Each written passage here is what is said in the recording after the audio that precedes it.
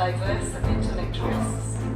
These are related to increasingly severe and complex shocks to the political, social, economic and ecological systems that underpin human development. And the impacts often fall disproportionately on the most marginalised groups and communities. And so they have the potential to undermine the region's potential for achieving the SDGs. Your gathering is an opportunity to advance the dialogue on the region's ability to boost resilience and accelerate the implementation of the 2030 Agenda. For over 1/3 of the goals, data shows slow or stagnating progress since 2000. For another third, the data suggests that the region is moving in the wrong direction. The region is on the right path for only 1/3 of the goals. In getting to the transformation we need, we have to emphasize the totality of the SDGs rather than the individual goals, given the integrated and cross-cutting nature of this framework. The Secretary-General and I attach great importance to the regional perspective of this work, and we count on your commitment to building more resilient societies and a better future for all. I wish you all a very productive meeting. Thank you. SDGs, we don't just need more action, we need better action. That is qualitative, not merely quantitative. This year's APFSD topic on transformation, monitoring and early warning under the Regional Space Application Program for Sustainable Development helps in this regard. It uses data and imagery from regional space and then shares it with others to build disaster resilience. Also, to address the impact of climate change, Thailand has also forged partnership with Japan in the project for capacity development to accelerate low carbon and resilient society in the South Asian region. The project helps the regional climate change. This initiative puts people in the community at the center of all development endeavors. They become the main driver for their community's sustainable development while working in partnership with other stakeholders and exhibiting and welcoming words. I now have the honor to invite Ms. Shamshad Akhtar, Under Secretary General of the United Nations and Executive Secretary of ESCAP, to deliver her keynote address.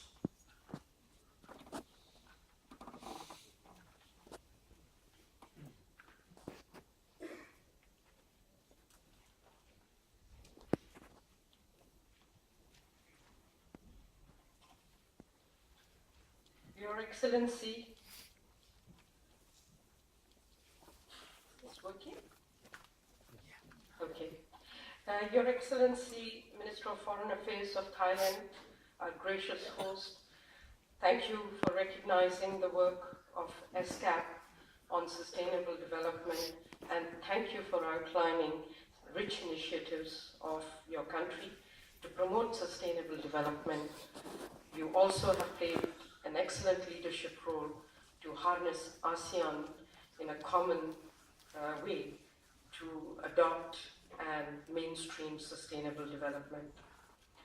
Mr. Chairman, your leadership was very well recognized in New York as the chair of the Commission of APFSD, and your recounting what was communicated to HLPF is very valuable to us. Thank you for gracing the occasion also.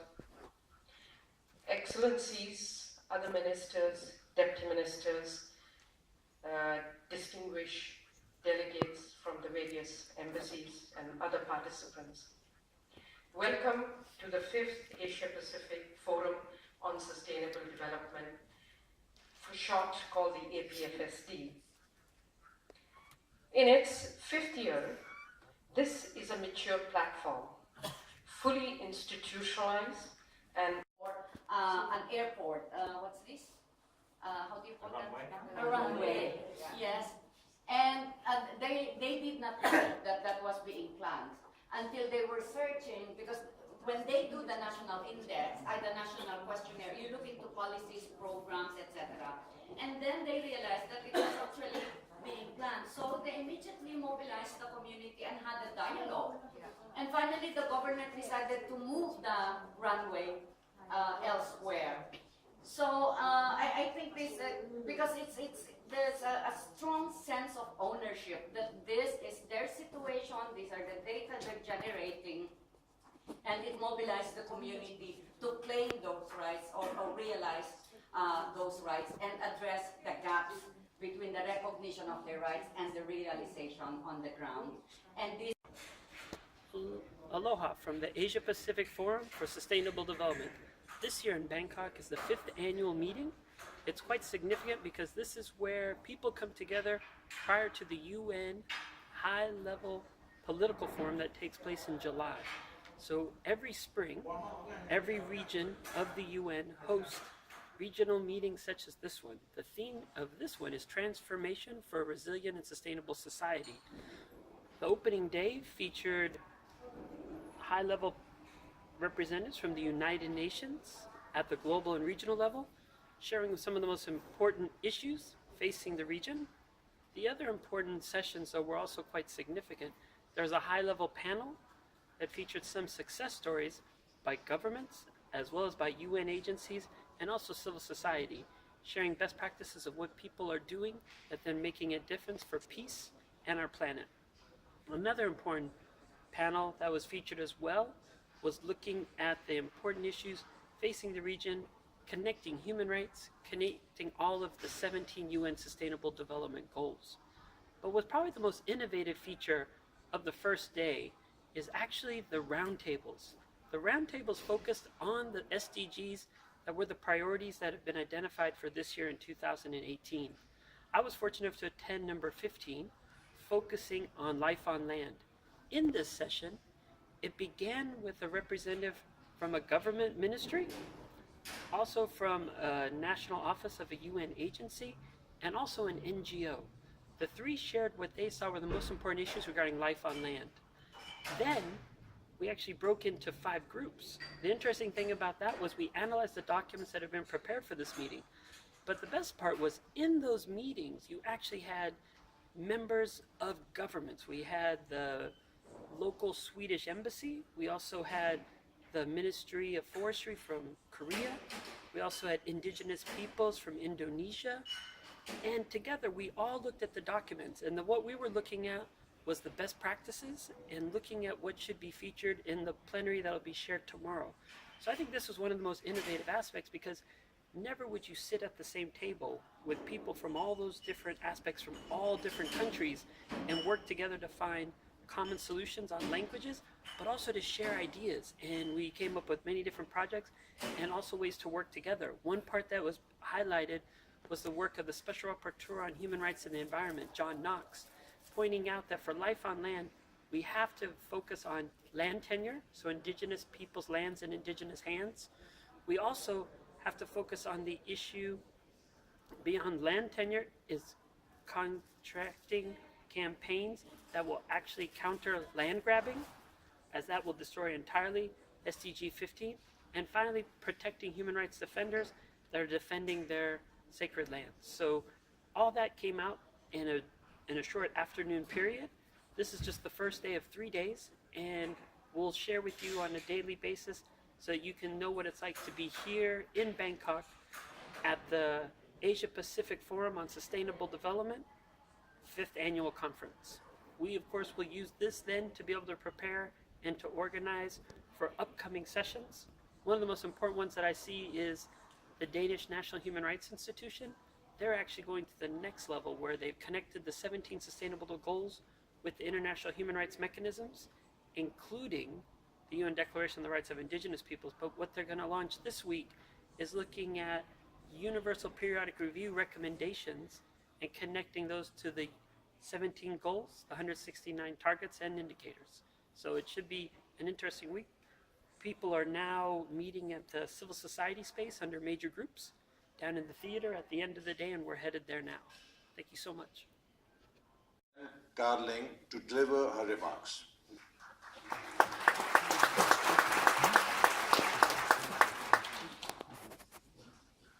Excellencies, distinguished delegates, ladies and gentlemen. I am proud to be an indigenous human rights defender and activist for more than 30 years. I come from the Cordillera region in the Philippines, which is the homeland of indigenous peoples. During my youthful years, I have worked with the neighboring Kalinga tribes, who have strong indigenous institutions and are proud of their cultures.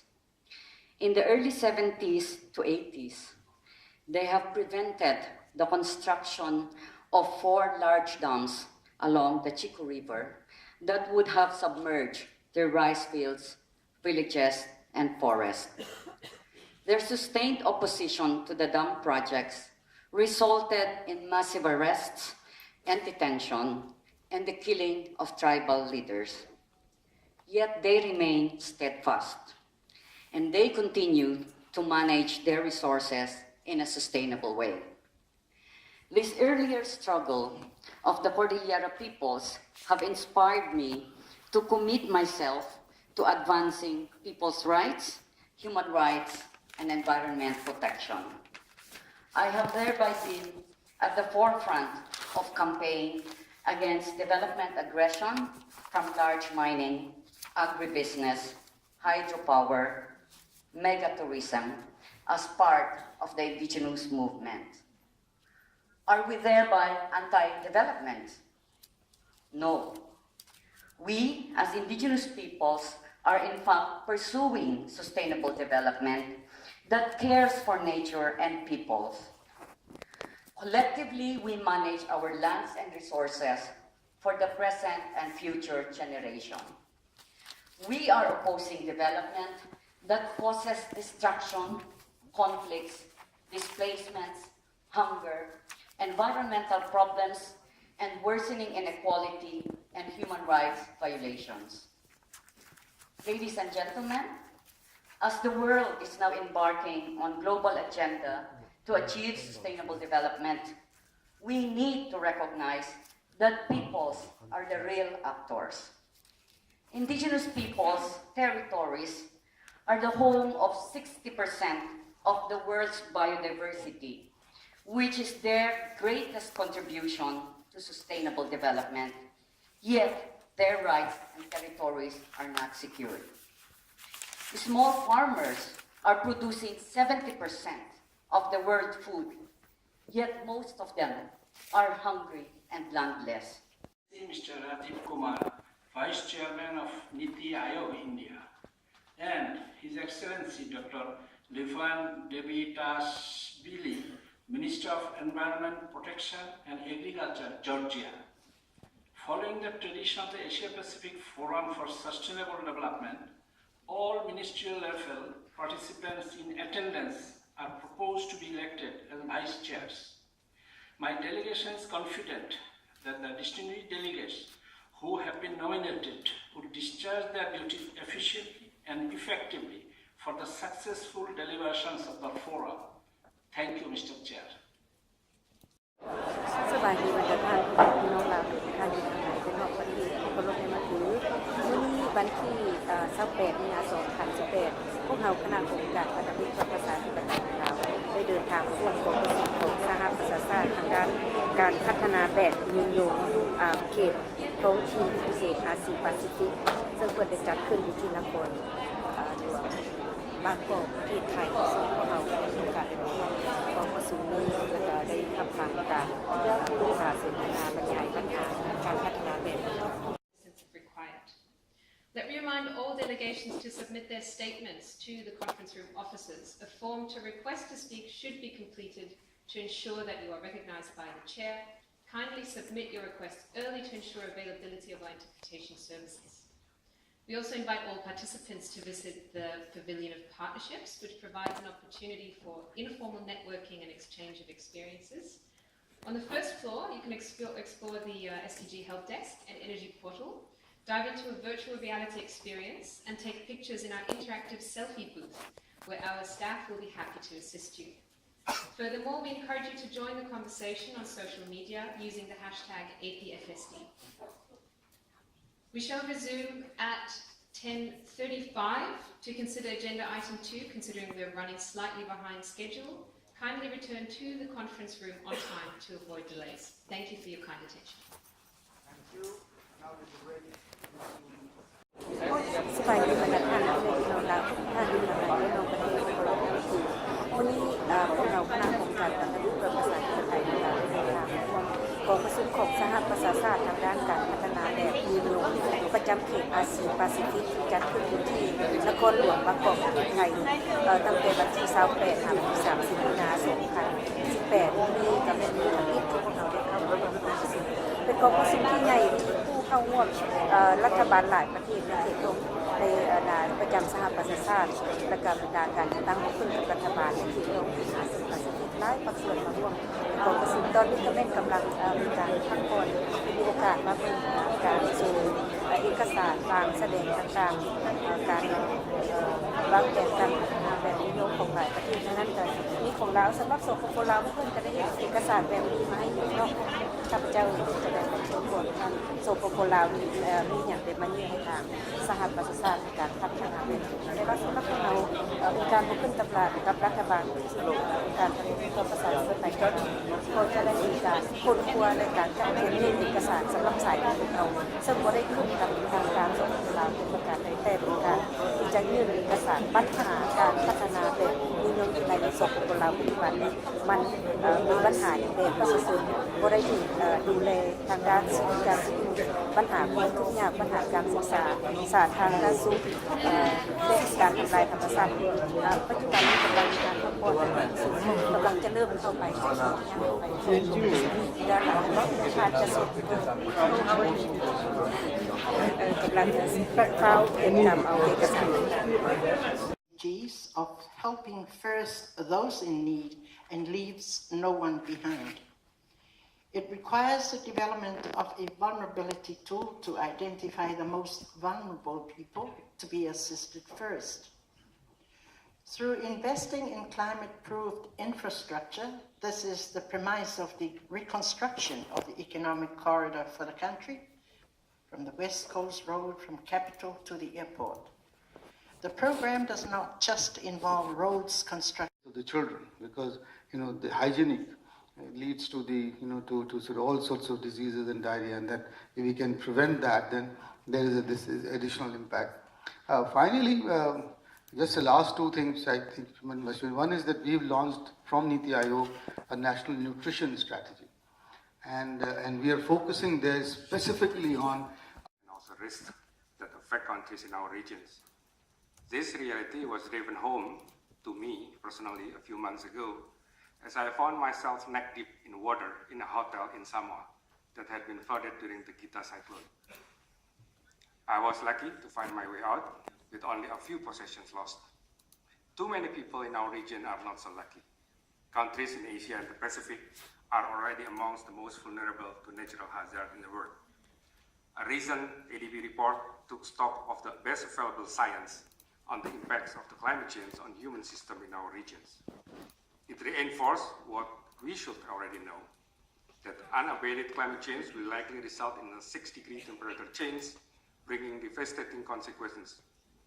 The region's weather system, agricultural and fishery sectors, land and marine, biodiversity, domestic and regional security, trade, urban development, migration, and also health will all be disrupted. It will pose an existential threat to some countries in the region and crush any hope of achieving sustainable and inclusive development. Building the region's resilience to support the transformations required to support sustainable development has never been more urgent. Second, on the innovative, transformational, and multi-stakeholder platform for engaging the poor, among the women and men among the poor and marginalized towards resilience and sustainability. What are social enterprises? Social enterprises are hybrid organizations that have developed because of the poverty and inequality in many developing countries. They are social mission driven, so they're like NGOs, but unlike the ordinary NGOs, they're wealth creating, so they're like businesses. But unlike ordinary businesses, they distribute the wealth they create among the poor, who are their primary stakeholders. What do we mean by social entrepreneurship? Social entrepreneurship to us could be a multi-stakeholder transformational platform at the country and regional level that could recognize and provide enabling policy and programs for these social enterprises as transformational partners of the poor, could work with civil society, governments, multilateral agencies, and the business sector to scale up impact and towards resilience and sustainability. And in the Philippines, we are happy that the National Economic Development Authority has actually already recognized a bill called Poverty Reduction Through Social Entrepreneurship as a priority bill that is now being deliberated in Congress. And of course, there have been other countries like Korea that have actually started the social entrepreneurship policy way before then. Let me just exemplify what we mean by social enterprises and social entrepreneurship as platforms by giving you one story in Central Philippines of Alter Trade and the Negros Organic and Fair Trade Association. Amidst the sugar crisis, where Negros Island was actually a monocrop economy that was dependent on sugar, the Alter Trade transformed assetless and powerless sugar workers to become entrepreneurial farmers, with government providing the enabling policy, of course, for these sugar workers to become agrarian reform beneficiaries. And they actually the Alter Trade built the capability of these assetless, powerless sugar workers, turned agrarian reform beneficiaries to become entrepreneurial farmers, as well as leaders and members of community-based social enterprises in the form of associations and cooperatives that became the vehicles to become effective supplier communities of organic Muscovado sugar to fair trade markets abroad. But they also became vehicles for the diversification of crops and income sources, so that it effectively ended hunger in between the sugar harvests, because they were now having diverse crops and also had other income sources other than from sugar. And they also helped to move them up the value chain, so that these producers, women and men producers, are now co-owners, majority co-owners of a social enterprise called Nofta Fair Trade House that actually does the processing, trading, and marketing for the produce of these communities. But these cooperatives and associations also became the vehicles for community development visioning, planning, and implementation, and they became the vehicles for capacity building and planning for climate change and disaster risk reduction and management. This is just one of the best practices in the region that we actually studied. And from the best practices that we've studied all over the region, we have come up with a platform promoting the benchmarks for transformational partnerships and women's economic empowerment in agricultural value chains as an offering of ISEA, the Institute for Social Entrepreneurship in Asia, as our SDG platform to contribute to co-creating what we would want to call social entrepreneurship SDG hotspots that would show scaled up initiatives showing resilience and sustainability. And would like to invite you to our March 30 event. At 9:30 to 10:30, we have a side event to discuss this in more detail if you're interested. But in the interest of time, I'd like to express that the Institute for Social Entrepreneurship in Asia and the Social and Community Enterprise Constituency of the Asia Pacific Regional Civil Society Engagement Mechanism are prepared to work with civil society, governments, multilateral agencies, and the private sector to co-create SDG hotspots, demonstrating resilience and sustainability in the medium term, and making these SDG hotspots transform the lives and livelihoods of a critical mass of women and men among the poor and marginalized sectors in the region to achieve resilience and sustainability as enshrined in the SDGs in the long term. Thank you. Resilience is critical for sustainable development implementation, but sustainable development itself, progress. As a diameter of the windmill is around 80 meters, and the total height from including the floating body is will be around 172 meters. So this we are now testing as a if we could be a commercial. Good evening and Savadi. This is Wiese. I'm here at the United Nations in Bangkok. We are here for ESCAP, the Sustainable Development Goals. We have been here in several workshops and several plenums, working together with governments, CSOs, NGOs. And this is one of the main points. CSOs came together with several governments. For example, we had the government of Sweden here, we have representatives from Korea, from Taiwan, from Japan, from Bangladesh, and something more as well. Thailand, okay, we are here in Thailand. And this is so amazing. We have worked on the goals for the SDGs, on the real goals and for the solutions. How can we solve the problems? How can we look at the problems and how can you make a strategy for these problems? For an example, in Laos, we need an infrastructure plan. So this is what we have made for a recommendation.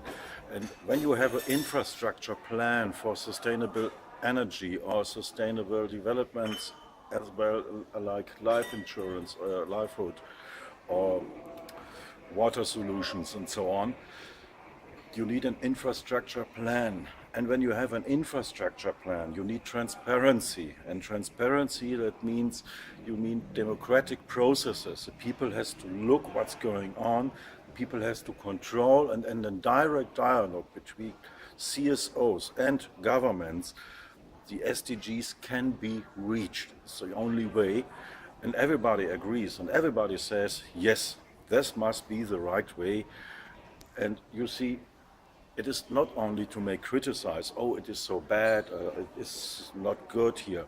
It is looking for solution on a real good background with real good work together with governments and different CSOs. Thank you so much. Have a good night. Bye-bye, Sokdi. Move on to the statements by other countries and stakeholders. I'm thus pleased to hand over to the chair to continue steering the session and invite all speakers at the head table to return to their country seat. Thank you very much, Your Excellency, Minister Iqbal.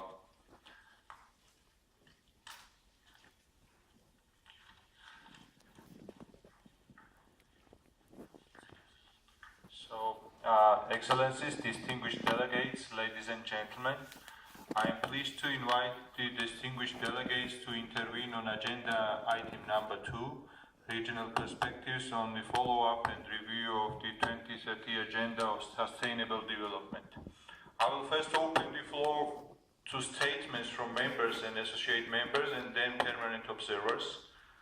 Once all country statements have been made, I will invite statements from intergovernmental bodies, after which I will open the floor for representatives of UN organizations and specialized agencies, and finally, to designated representatives of civil society, major groups and other stakeholders.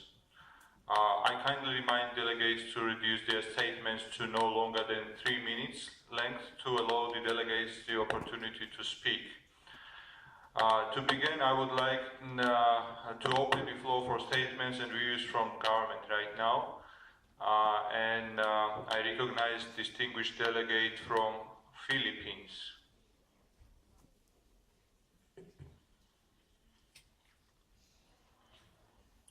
Your Excellencies, ladies and gentlemen, good afternoon. Thank you for giving me this opportunity to share with you our progress and our views for this particular session, progress and implementation of SDG 17 and promoting means of implementation. First of all, let me commend the work of the Secretariat and the report that comprehensively analyzed data, availability or unavailability in the region to serve as our basis in further enhancing statistical capacities to measure how we are progressing in meeting the SDGs. Mr. Chair, let me share that data and statistical needs is also an imperative concern in the Philippines. Based on our national assessment and the 244 global SDG indicators, 103 are classified under Tier 1, 59 are under Tier 2, 71 are under Tier 3, and 11 indicators are deemed not applicable to the country. This indicates that only 42% can be monitored and reported in terms of progress of SDG implementation. Development of methodology and data generation are crucial concerns for Tier 2 and Tier 3 to comprehensively track and review the country's progress. As we all know, the challenge extends beyond these numbers, as many of these indicators require further data disaggregation, example by income, sex, age, race, ethnicity, migratory status, disability, and geographic location. As basis in establishing baselines, developing and implementing targeted policies to address the well-being of the most vulnerable and marginalized population across sectors. We see that more action should be done with the Philippine statistical system to have this data in our midst. And indeed, our Philippine Statistical Authority is in the process of formulating a dedicated chapter on SDGs in the Philippine Statistical Development Program 2018-2023, aimed to provide vital information and support to progress monitoring of the Philippines' achievement of the SDGs. Specifically, PSA will establish a coordination mechanism for SDG monitoring, institute measures to address gaps in Tiers 2 and 3, SDG indicators, harmonize surveys and administrative data, enhance capacity to generate disaggregated statistics, among others. Data from various initiatives of the private sector, civil society organizations, academia, will be requested to enhance data collection.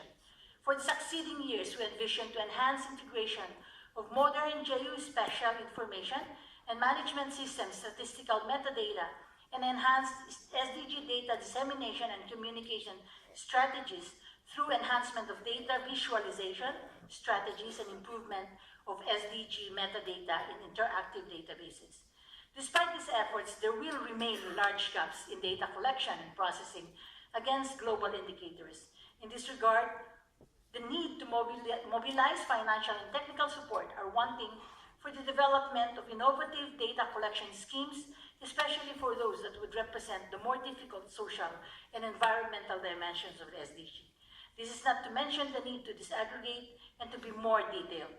The current sparse data disaggregation may undermine our common goal to leave no one behind if not given adequate attention. Addressing this challenge of sparse data and missing indicators call for international and regional statistical institutions to provide concrete actions and clear guidance to countries in the development of methodology and standards to guide the collection process and dissemination of statistics and data for compiling these indicators. We encourage the continuous support to countries to not only fill up the data gaps, but also continuously improve on data quality. Accelerated technical and financial support will be needed. Mobilization of national budgets within the framework of national strategies for development of statistics will be one source, but in addition would be the support from donors, development partners to advance SDG implementation and monitoring. We urge, therefore, everyone to scale up partnership and cooperation to improve data ecosystem to inform evidence-based monitoring to fulfill our SDG commitments. Thank you, Mr. Chair. Again, a pleasant day to all colleague member states. Thank you, distinguished delegate from Philippines. And now I invite distinguished delegate from Japan. Aloha. Here we are at the UN Economic, Social, and Cultural Commission for Asia and the Pacific. It's also celebrating its 70th anniversary, which is also very symbolic because that's really what we were doing on this entire project in Australia, Aotearoa, New Zealand, and here in Bangkok at the regional mechanism. It's the anniversary of the 70th signing and creation of the Universal Declaration of Human Rights. The Universal Declaration of Human Rights covers civil and political rights, but also economic, social, and cultural rights. And that really brings together all the work that we're doing. You can see here, over the 7 decades, we're now at the point, though, where the Sustainable Development Goals have been created. The Sustainable Development Goals cover economic, social, and cultural rights in those first important goals.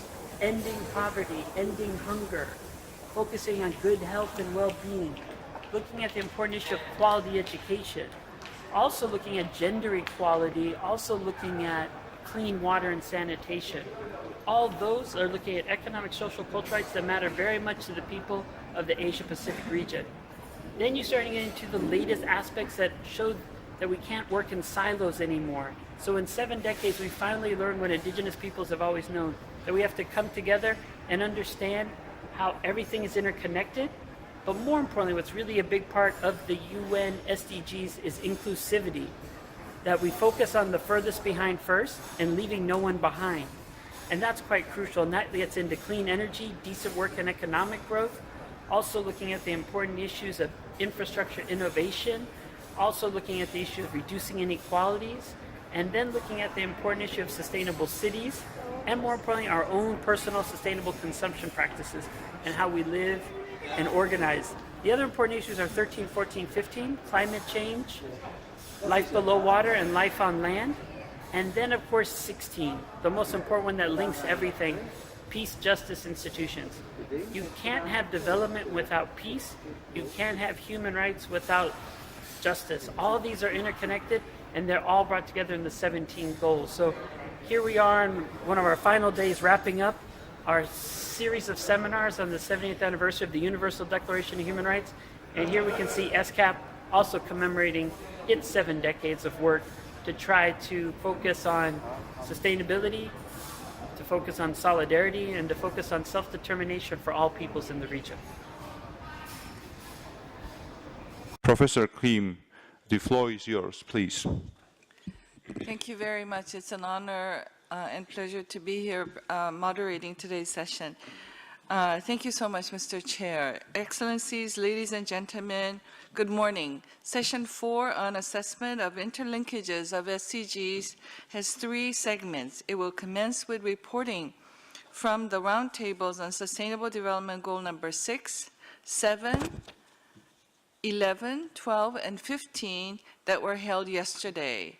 I have with me at the rostrum the rapporteurs who were entrusted with this assignment by the participants of the roundtables. From left to right, we have Ms. Ashok Kumar Zain, advisor of NITI Ayong, Government of India. He is the rapporteur of Roundtable on Sustainable Development number 6. Ms. April Porteria, Center for Environmental Concerns, the Philippines, rapporteur on Roundtable on Sustainable Development Goals number 7. Ms. Bernadia Irawati Sandradevi, Secretary General of UCLG ASPEC. She is the rapporteur of Roundtable on Sustainable Goals number 11. Mr. Karma Sharing, Policy and Programming Services, National Environment Commission Secretariat of Bhutan. He's the rapporteurs of Roundtables on Sustainable Goals number 12. And Mr. Douglas Nanyan Yakara, Secretary, the Ministry of Sustainable Development and Wildlife of Sri Lanka. He's the rapporteur of Roundtable on Sustainable Goals number 15. We will then have 2 speakers providing insights on interlinkages with a focus on the life on land, Sustainable Goal number 15, and Sustainable Cities and Communities, Sustainable Goal number 11. And I will then hand back to the chair, who will invite representatives of member states, major groups, and other stakeholders and the international community to make their statements. I would like to kindly ask the rapporteurs to try to present their minutes in about 5 minutes or less. Let me start with the roundtable of Sustainable Goal number 6. Mr. Ashok Kumar, the floor is yours.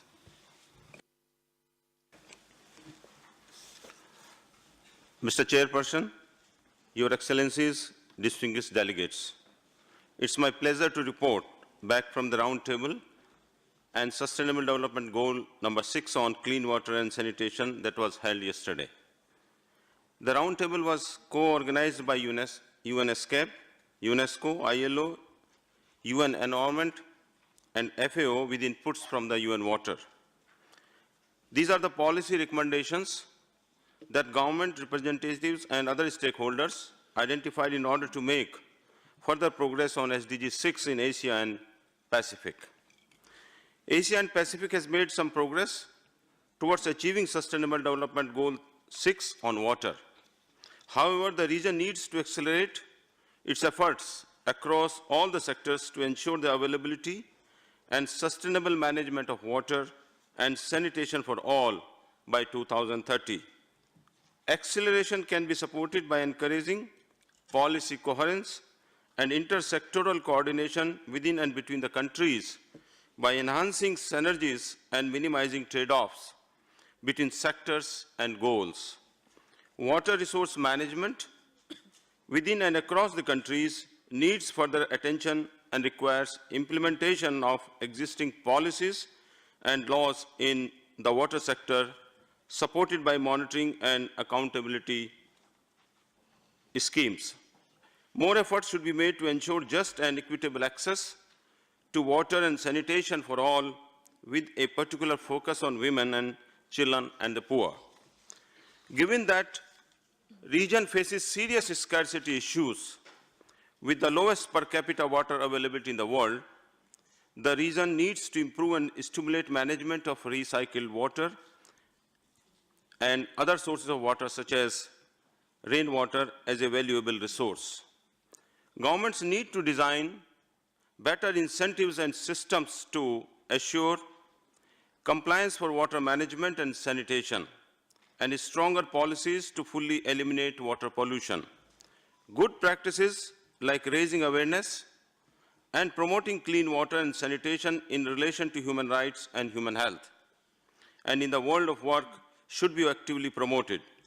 Strong attention should be paid to water-related innovations and promotion of green jobs across the countries. But it is also important to promote existing technologies that can be applied in the new sectors or new settings. All of these can only be achieved by promoting and ensuring wider participation of local stakeholders, including women, children, indigenous communities, and other valuable groups. I thank you once again. Thank you very much for keeping the time, but also providing a very powerful message about not to leave no one behind with sustainable development goals as it regards to water and sanitation. Now, I would like to turn to Ms. April Porteria, Rapporteur for Sustainable Goal number 7, Affordable and Clean Energy. The floor is yours. Mr. Chairperson, Your Excellencies, distinguished delegates, it is my pleasure to report back from the Roundtable on Sustainable Development Goal 7 on affordable and clean energy that was held yesterday. The Roundtable was co-organized by ESCAP, UN Environment, UNDP, and ADB. These are the policy recommendations that the government representatives and other stakeholders identified in order to make further progress on SDG 7 in Asia and the Pacific.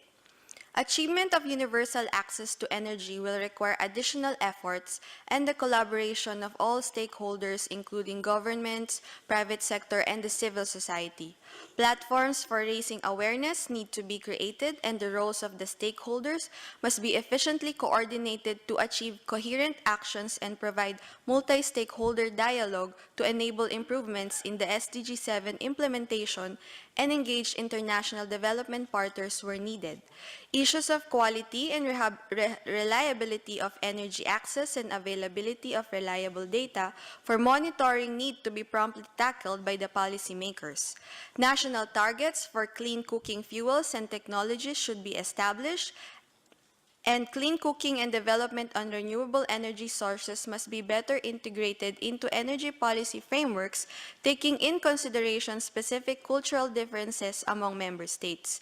Efforts at promoting affordable and accessible renewable sources need to be urgently undertaken in order to address environmental sustainability and air pollution. Energy efficiency measures are urgent in social and public services such as transport, industry, and building sectors, and require full support through subsidies from national governments. To facilitate renewable energy and energy efficiency expansion, member states need to address existing policy barriers such as monopolistic utility positions and the lack of regulation of energy prices. With the support of ESCAP and other relevant regional institutions, member states need to develop an intergovernmental mechanism to promote equitable cross-border electricity power trade and connectivity as one of the building blocks to attain sustainable development. International energy cooperation efforts to deploy publicly available innovative technologies along with its safeguards need to be enhanced among the member states. Energy sector reform is needed to move from vertically integrated energy systems to more integrated approaches that encourage local production and state regulation in distribution and transmission, and therefore improve affordability and increase resilience to blackouts. Policy-making processes and governance should be made more transparent through appropriate control and monitoring mechanisms as well as enhanced public participation. Energy policies need to respond to the needs of the local communities and stimulate sustainable energy projects. Small renewable energy projects are resource efficient, environmentally sustainable, and could stimulate economic growth and provide jobs and need promotion across the region. Close linkages between water, food, and energy require a suitably integrated approach to ensure water and food security as well as sustainable agriculture and energy production. Thank you. Thank you very much for that clear presentation. It's very clear that the Sustainable Development Goals are to be indivisible and there are strong interlinkages. So we hope to seek not just where we can find synergy, but to also reduce bottlenecks and trade-offs. So I hope we can look for ways to enhance the interlinkages for sustainable goals. Now I would like to turn to Ms. Bernadilla Eroatis and Dewi reporting on SDG goal number 11, Sustainable Cities and Communities. The floor is yours. Thank you, Madam Moderator, Mr. Chair, Your Excellencies, distinguished delegates, very good morning, Sawadika. It's my great pleasure to report back from the roundtable on SDGs number 11, which is on make cities and human settlements inclusive, safe, resilient, and sustainable. The roundtable was organized by ESCAP together with UN Habitat, with input from UNDP, FAO, and other members of UN family. Actually, the room was packed yesterday. Asia-Pacific countries need to accelerate progress against SDGs 11 by empowering local governments and community groups to deliver against this goal in an integrated fashion across all SDGs and a global sustainable agenda. While it has been estimated that 65% of the total SDG targets need to be delivered by local authorities and actors, this is not matched with requisite decision-making authority required to drive local implementation of SDG 11 and all urban-related targets. Our further efforts to build an enabling environment and policy coherence across different spheres of governments for stronger progress against this goal should include the following recommendations.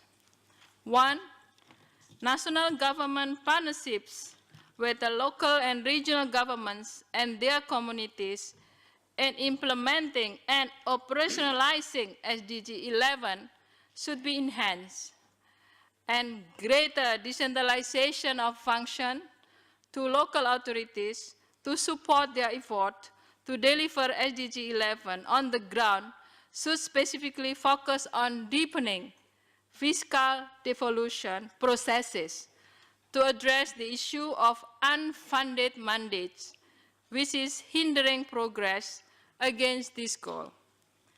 Second, inclusive implementation of this goal, specifically its social dimension, should be strengthened through more targeted commitments to empower local communities, especially associations of the urban poor, who are vital to upgrade informal settlements and leave no one behind in our cities. Number 3, innovative local examples of effective implementation of SDG 11 by local governments and a diverse range of urban communities should be documented and scaled up to accelerate progress in countries leveraging South-South learning platforms for further replications.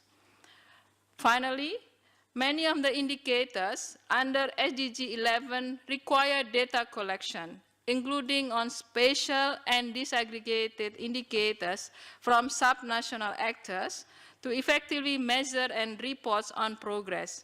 So harmonization, cooperation, and capacity development aim at subnational data collectors in partnership with national statistical authorities should be a priority moving forward this goal. Thank you for your attention. Thank you very much. Once again, a very strong message about integration and working at different levels in the government, national, regional, and local levels, and to make sure that we empower the local governments and local communities so they can play a greater role in the Sustainable Development Goals. Now, I would like to turn to Mr. Karma Sharing. He will now briefly report on the discussions on Sustainable Goal number 12, Responsible Consumption and Production. The floor is yours. Thank you. Thank you, Madam Chair, and very good morning to all. Mr. Chairman, Your Excellencies, distinguished delegates, it is my honor to report back from the roundtable on Sustainable Consumption and Production, goal number 12, which was held yesterday. The roundtable was co-hosted by UN ESCAP, UN Environment, and UNIDO. Mr. Chair, these are the policy recommendations that the government representatives and the various stakeholders gathered around 4 groups in the room. To further strengthen the implementation of SDG 12 in Asia and the Pacific, sustainable consumption and production policies should be integrated into core economic agendas and sector plans, with centralized and coordinated mechanism for SCP policies and initiatives, clearly identifying roles and responsibilities for all these stakeholders. Multi-stakeholder network should be strengthened by engaging all these stakeholders, especially scientific organizations, private sectors, civil societies, not just the government agencies. Circular economy initiative should be promoted, and special prioritization clearly on the sustainable public procurement. Sustainable consumption and production should be seen as an enabler of other goals of SDG. Finally, Mr. Chair, governments should be encouraged and are to be encouraged to shift towards an integrated and inclusive circular economy approach by 3 ways that has been proposed. 1, identifying interlinkages across SDGs at the target level and applying a cost-benefit analysis to identify synergies and trade-offs. Number 2, strengthening statistical capacity by investing in frameworks and databases that incorporate economic, environment, and social accounts for evidence-based for policymaking.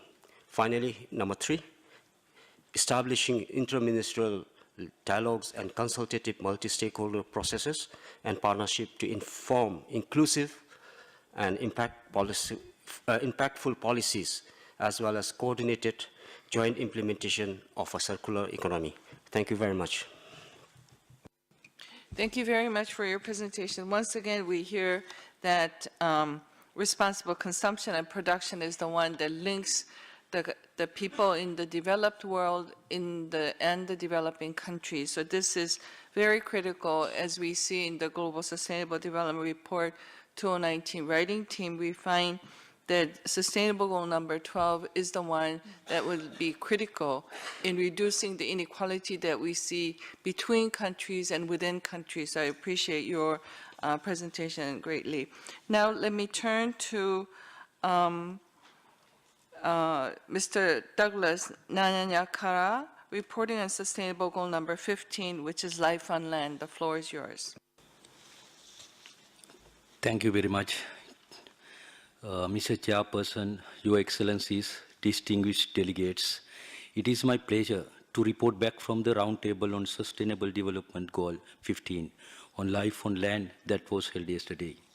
The roundtable was co-organized by ESCAP, UN Environment, UNDP and FAO, with inputs from the One Planet Network. These are the policy recommendations that government representatives and other stakeholders identified in order to make further progress on SDG 15 in Asia and the Pacific. 1. Integrated data systems that supports ecosystem-based management, integrating information from diverse sources, including community, indigenous and traditional knowledge. 2. Engagement across sectors and stakeholders, in particular with local communities and indigenous people. 3. Strengthened governance approaches and effective laws to promote participation, clarify land tenure arrangement, enforce the rights of indigenous people and environmental defenders, support ecosystem-based management approaches and social impact assessment, and recognize the intrinsic rights of nature. 4. Diversification of financing and linking this with strengthened improvements in governance and management approach. 5. Achieving land degradation neutrality, and 6. Strengthening regional cooperation, including through implementing the outcomes of the Asia-Pacific Ministerial Summit on the NOEM Environment 2017. Given the vital importance of biodiversity and ecosystem services for human survival and well-being, effective mainstreaming biodiversity across government sectors, it is essential for conservation to urgently mainstream biodiversity conservation into decision-making, including by the Ministries of Finance, Agriculture, Infrastructure, Planning, Tourism and Education, amongst others. This could be done by working in partnerships and adopting an integrated and evidence-based approach to sustainable development, planning and implementation, taking into account the links, synergies and the trade-offs between SDG 15 and other SDGs, such as SDG number 1 on poverty, SDG number 2, zero hunger, SDG 3, good health and well-being, SDG 5, gender equality, SDG 6, clean water and sanitation, SDG 8, decent work and economic growth, SDG 12, sustainable consumption and production, and SDG 13, climate action. Thank you very much. Thank you very much for your presentation. It reinforces what we have heard throughout the rapporteur's reports, that the Sustainable Development Goals should be understood as integrated, indivisible goals, and there are great interlinkages that we should take advantage of. So the synergies or co-benefits to be enhanced while we try to reduce some of the tension between some of the goals as we see. Once again, we heard the strong need for coordination and cooperation among government ministries and at different levels of government, respect for the notion of biodiversity for people and the planet, and respect for the indigenous people and their traditional knowledge. In this age of the fourth industrial revolution, where we're talking about scientific and technological advances, we should not also forget the indigenous knowledge and technology that will be really critical for us as we move forward in harmony with nature. So I thank you very much for the presentations. Now I would like to move to the two experts on the importance of addressing the Sustainable Development Goals in an interlinked, integrated, and holistic manner. I'm very pleased to introduce the first speaker, Ms. Carol Ann Barkia. She's the Asia Pacific Regional Representative of the International Forestry Students Association, IFSA. She will speak on the importance of preserving natural ecosystems and their services as a basis to achieve transformation towards sustainable and resilient society from the perspective of a young academic. You have 10 minutes, Ms. Carol Ann Bakia. Hello. Yes. Thank you, Madam. Your Excellencies, distinguished delegates, greetings. Not everyone is born lucky. In fact, a great part of the society doesn't realize how lucky they really are. I, for one, have times where I question the equality in life. Why are they born with silver spoons in their mouth? What did these people do to deserve and experience these hardships in life? I am now working at the Department of Environment and Natural Resources in the Philippines, following the footsteps of my mother as a lady forester. At the same time, I am also responsible for the International Forestry Students Association, specifically for the Asia-Pacific region, an organization of young people aimed to connect, empower, and educate forest science students, and responsible for the implementation of 2030 Agenda on Sustainable Development. I should say, despite this high expectation of these roles, I am still proud and inspired because I have this opportunity to influence the world with our work, showing that we, young generations, so-called the millennials, can make difference and create new perspectives. Life on land and the other SDGs. Let me share you a very short story. Joining community meetings in the remote areas in the Philippines, tree planting, coastal cleanup, and hiking up in the mountains are part of my growing up years. To my young mind, I thought these are all just normal for everyone to be involved in, because according to my mother, our forest, coastal areas, and seas needs a big help, especially for the young generations. My mother is a very passionate forester. Together with my father, they raised us, my siblings, to be conscious of our actions to not harm the environment. It has always been a very striking moment for me to see the informal settlers and the people begging for food and money as I walk every morning along the sidewalks going to work. I don't miss the chance to see men, women, or even children starting their day, same with me, but without good sleep, bath, and breakfast. They start their day by begging for food and money to eat and survive. This clearly shows that life on land isn't equal to all. But there are also other impressing environmental problems like climate change, waste problems, and forest degradation. To date, statistics shows that the rate of forest loss in the world is rapidly increasing every year. Tons of garbage and toxic waste are thrown in seas every hour. Historical carbon emissions at the rate of 79% by developed countries, while the global population has an increase of 1.1% every year. Many scholars, scientists, and specialists have their own hypotheses, theories, and these are shared for the academics and some extent enacted into good laws and address the balance between human needs and wants versus the natural resources consumptions, consideration the political and economic factors. We young people will not attempt to reinvent the wheel, but perhaps it is important to focus on why things is not working and how it will be repaired given those theories and policies. But the real question is, what can we do? Have we done something to protect the environment, or are we making it worse? Think about it. We're all aware the majority of the people depend on forest and natural ecosystem, food, water, clothing, air, energy, materials for production, all necessities in order to survive.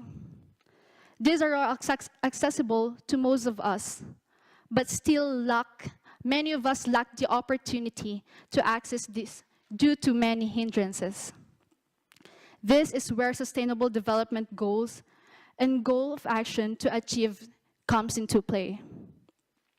As cited in the United Nations Development Program report about land degradation, we are seeing unprecedented land degradation and loss of arable lands 30 to 35 times the historical rate.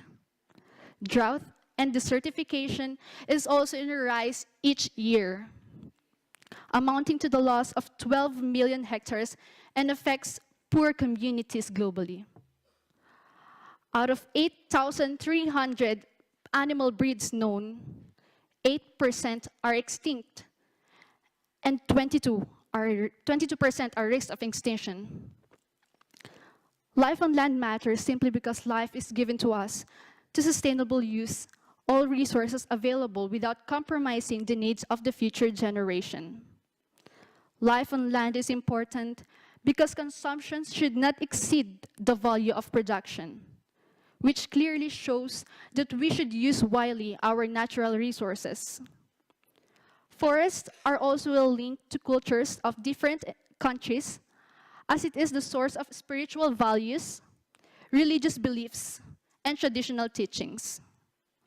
Forests are also important for leisure, and recreation as another form of relaxation in nature, and forests heal us from stresses and frustrations. Beyond all, the integrated implementation of SDG 15 and the rest of the 16 SDGs will provide various options on how to deal with the negative impacts on forests, which contribute to most of our needs. Forests are the skeleton of our planet Earth. As what our President Salina Abraham once said, forests are the quintessential global commons and the backbones of resilient ecosystem. Forest products create livelihood by producing income-generating opportunities to its rural and urban communities. They provide home and shelter for us and most of the world's biodiversity. They provide protection in order to mitigate climate change and by securing proper nutrient and water transport and storage among its subordinates. Sustainable management of forests can provide pathways to address zero hunger, good health, well-being, affordable and clean energy, no poverty, gender equality, and among others. But what is the moral story of this? All the components in the ecosystem are linked together so that we can work together. When one fails to function, the others are affected. It may be good or bad. Since we have one same goal, our problem is that we work separately, individuality. We should ask ourselves why and start acting on the same page. We, the millennials, see ourselves as the next generation of the world leaders who will be responsible for making this world viable, livable, safe, and peaceful. But as we journey from this point onwards, we want to become part of the voice translated into politics, laws, and serve as catalysts, strategists, and leaders in our own capacity to influence others. The 2030 Agenda, what can we do to sustainably manage our forest, combat desertification, reverse land degradation, and halt biodiversity loss in order to have resilient ecosystem? I am leaving you with S, B, G. S, start with yourself and be the start of change. B, be educated, learn and be aware of what is the status of our environment. G, get involved by spreading awareness, supporting others in your communities. The key to our own survival is protecting our home. This message is not just call for us foresters, but a message for the whole world. This is for everyone who, like me, are blessed and privileged to have the earth, our home, and environment and all its resources around us. As a millennial youth and a forester, I would like to assure you that we will work with the commitment and passion for achieving the best for our communities by reconnecting, breaking down barricades, and supporting innovating movements towards sustainable management of ecosystem for the well-being of all. This is what IFSA envisions for achieving the 2030 Agenda for Sustainable Development. Thank you, everyone.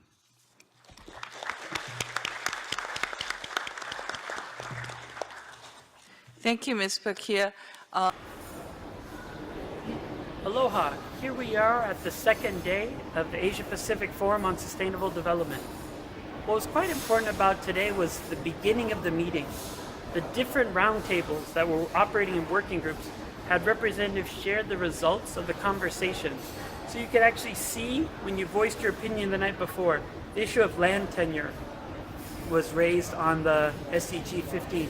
Also the issue on transparency, but also the important issue of human rights in the environment and protecting human rights defenders who are protecting their indigenous lands from activities such as illegal logging as well as dams.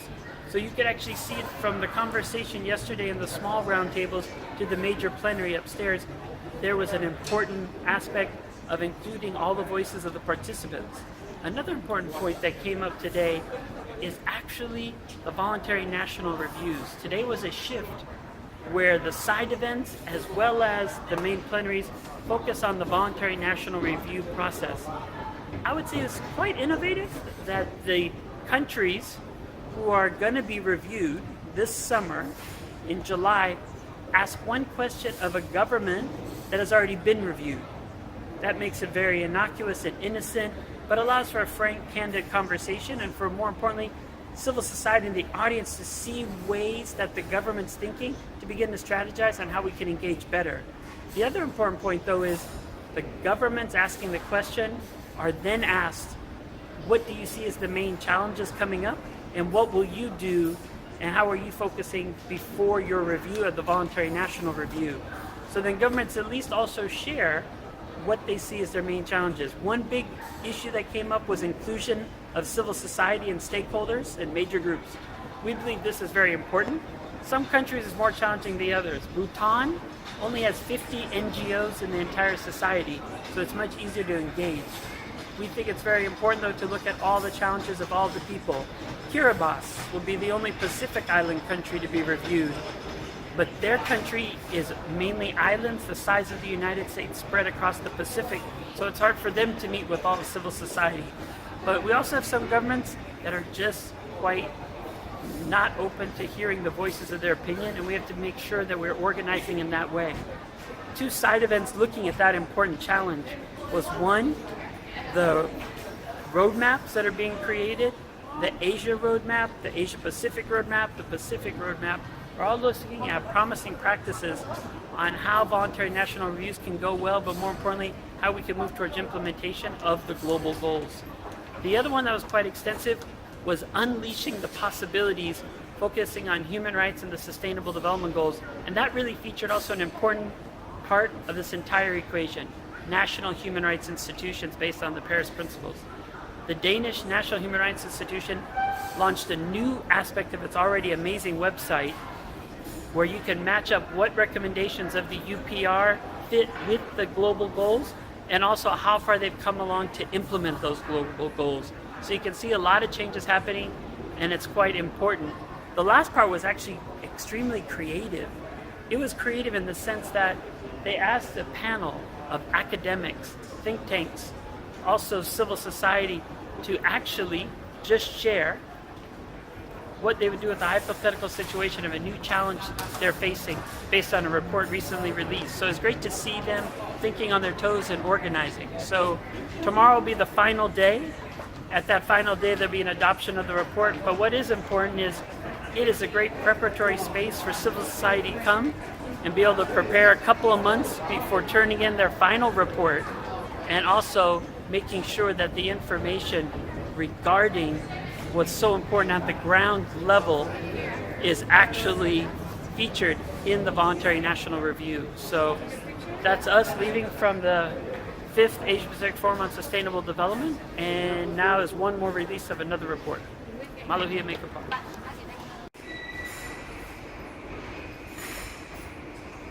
สบายดีบรรดาท่านพ่อแม่พี่น้องเราทุกท่านอยู่ทางในและนอกประเทศที่เคารพและนับถือเมื่อนี้คณะของพวกเราองค์การพันธมิตรเพื่อประชาธิปไตยในเราได้มาเข้าร่วมกองประชุมของสหประชาชาติทางด้านการพัฒนาแบบยืนยงประจำคงเขตอาคเนย์ตึกสหประชาชาติอยู่ที่นครหลวงบางกอกประเทศไทยซึ่งจัดขึ้นตั้งแต่วันที่28ถึงวันที่30มีนาคม2018มื้อนี้ก็เป็นมื้อที่2ที่พวกเราก็ออกจากห้องประชุมมาภาคที่1ก็ดังที่พวกเราได้แจ้งให้พ่อแม่พี่น้องลาวทราบก็มีการเปิดพิธีกองประชุมภาคตอนเช้ามีกรรมการสหประชาชาติขั้นสูงหลายท่านได้มากล่าวเปิดกองประชุมจากนั้นก็แม่นรัฐบาลหลายประเทศได้ขึ้นกล่าวปัญหาการพัฒนาแบบยืนยงแบบใดสำหรับตอนบ่ายก็ได้มีการจัดกองประชุมแบบพิเศษหรือว่าเวิร์กช็อปในการถกเถียงปัญหาแต่ละด้านและสำหรับคณะพันธมิตรของเราก็ได้เข้าไป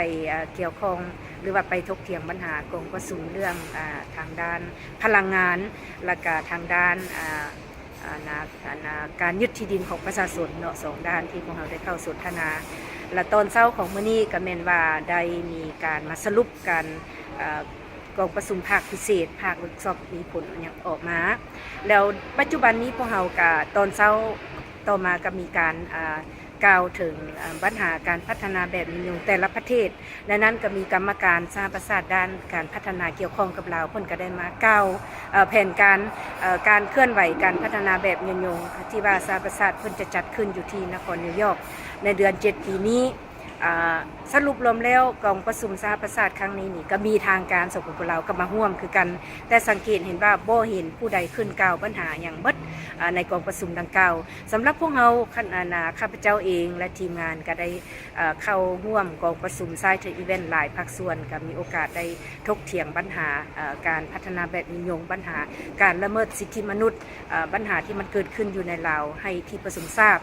พิเศษสุดเนาะในระยะพักผ่อนระยะเวลาบ้างพวกเราก็ได้พบกับเจ้าหน้าที่กรรมการสหประชาชาติผู้สำคัญนับทางผู้ที่รับผิดชอบประจำปัญหาของเราเกี่ยวกับการด้านพัฒนาพวกเราก็ได้อบรมศึกษาวิธีการเคลื่อนไหวเรียกงานร่วมกันแบบใดนอกจากนั้นก็ได้พบกับผู้ตั้งหน้าขององค์การ NGO กับทูตประเทศที่สำคัญพิเศษสุดที่ก็ได้เข้าร่วมกองประชุมไซต์อีเวนต์ของรัฐบาลประเทศเดนมาร์กถึงว่าเพิ่นก็มีสถาบันด้านสิทธิมนุษย์จัดกองประชุมไซต์อีเวนต์อยู่ทางข้างกองประชุมใหญ่ซึ่งว่าก็ได้มีการถกเถียงปัญหาการแก้ไขปัญหาการละเมิดสิทธิมนุษย์แบบใดจึงจะมีการแก้ไขการพัฒนาแบบนิยมให้มันได้รับผลสำเร็จเนาะแล้วก็นอกจากนั้นก็แม่นยังมีการกองประชุมที่เพิ่มได้มีการถกเถียงปัญหาที่เป็นเนิ่นหลายประเทศก็ได้กล่าวถึงการพัฒนาแบบนิยมว่าจะแก้ไขปัญหาแต่ละด้านแบบใดสรุปรวมแล้วปัญหาการพัฒนาแบบนิยมนี้จะต้องมีการแก้ไขปัญหาละเมิดสิทธิมนุษย์และการพัฒนาแบบนิยมแม่นประตูสำคัญให้แก่ประชาชนแต่ละประเทศที่จะเข้าไปนำเอาข้อมูลที่ประชาชนถือกดขี่ปัญหาต่างๆนี้เข้ามายื่นแก่สหประชาชาติเพื่อหาทางแก้ไขปัญหาแต่ละประเทศให้มีการพัฒนาแบบนิยมให้ประชาชนอยู่ดีมีสุขปราศจากความทุกข์จนปราศจากการกดขี่ทั้งหมดอันนี้เป็นการเข้ามาร่วมกองประชุมสหประชาชาติที่นครหลวงบางกอกพวกเรามีหน้าที่อย่างไรปัจจุบันนี้คนลาวพวกเราโดยเฉพาะอยู่ในประเทศอันหน้าที่สำคัญที่สุดแม่พวกเราจะต้องตั้งอกตั้งใจเก็บกำข้อมูลอยู่ในแต่ละบ้านแต่ละเมืองแต่ละแข่งเฮ็ดเป็นสถิติยืนให้ทางสหประชาชาติว่าแต่ละบ้านแต่ละเมืองแต่ละแข่งมีปัญหาอย่างใดมีโรงเรียนแบบใดขาดเขินอย่างใดต้องมีการพัฒนาอย่างใดเพิ่มขึ้นหนทางเป็นแบบใดโรงเรียนเป็นแบบใดโรงหมอเป็นแบบใดสิทธิทางด้านการเมืองเป็นแบบใดสิทธิทางด้านความยุติธรรมเป็นแบบใดปัญหาสภาพแวดล้อมแบบใดปัญหาที่เกิดขึ้นอยู่ในเราทั้งหมดพวกเรามีหน้าที่ที่จะต้องเก็บกำข้อมูลให้เป็นเอกสารที่แน่นอนยื่นให้ทางกรรมการสหประชาชาติทราบขอขอบใจ